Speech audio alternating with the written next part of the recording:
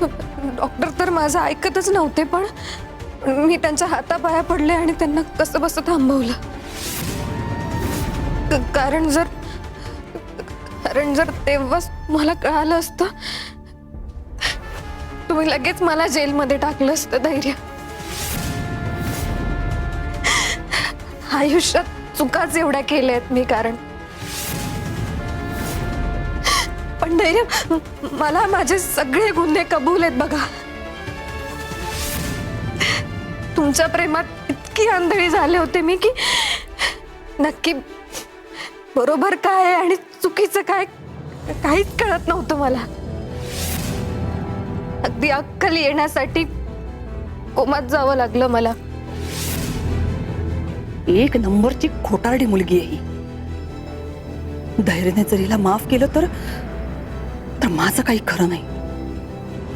मला माहिती आहे हे शक्य नाहीये, पण प्लीज एकदा माझ्यावर विश्वास ठेवा. धैर्य, एकदा मला माफ करा.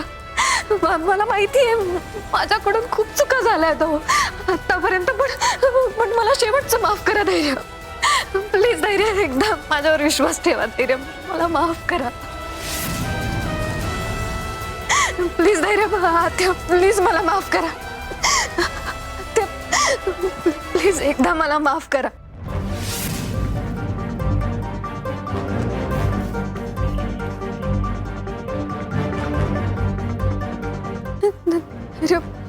प्लीज धैर्य, एकदा माझ्यावर विश्वास ठेवा. एकदा. धैर्य, तेव्हा जर तुम्हाला सावीने माफ केलं नसतं ना, तर मग तुम्हाला सुद्धा तुमचं आयुष्य पुन्हा एकदा नव्याने सुरू करता आलं नसतं ना. म्हणून मला एकदा संधी द्या. धैर्य, मला माफ करा. मी परत अशी चूक कधीच करणार नाही. हो, मी कधीच चुकणार नाही परत. प्लीज धैर्य.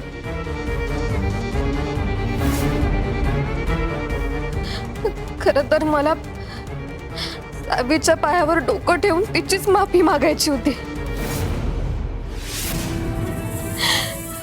सगळ्यात मोठी गुन्हेगार आहे मी तिची. खूप चुकीचं वागले मी आणि त्यासाठीच मी इथे आले.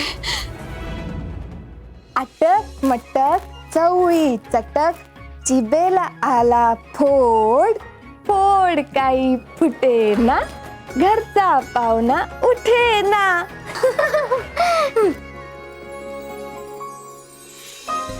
सगळे खाली का गेले माहित नाही.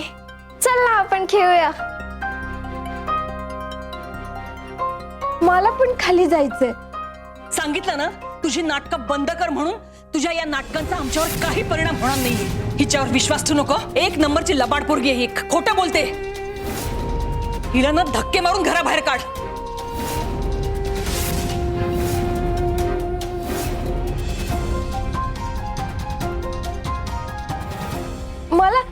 मला खाली जायचंय. खाली खाली कोणीतरी ओरडलं. खाली मोठी माणसं बोलतात. मला फ्रेंड कडे जायचंय. फ्रेंड, अगं ऐक माझं, नको जाऊ. अरे हकलव तिला. बघत काय बसलायस तू? आई, तू आधी शांत हो की. केवढी चिडतीयस? उगा तिच्यामुळे स्वतःला का त्रास करून घेतेस तू? तू ये बरं इकडे. अरे पण तू ये, बस इथं. तू कशाला एवढी चिडचिड करतेस? तू जरा शांत हो की. कशी शांत होऊ? ही मुलगी जोपर्यंत माझ्या डोळ्यासमोर आहे ना, मी नाही शांत बसू शकत.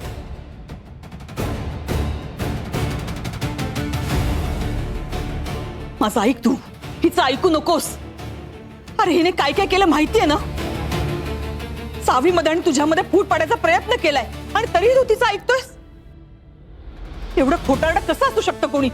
आई, तू स्वतःला कशाला त्रास करून घेते?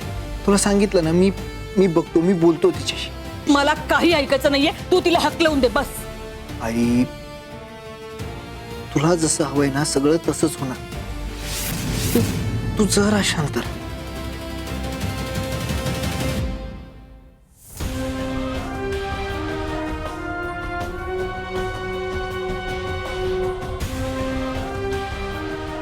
इरा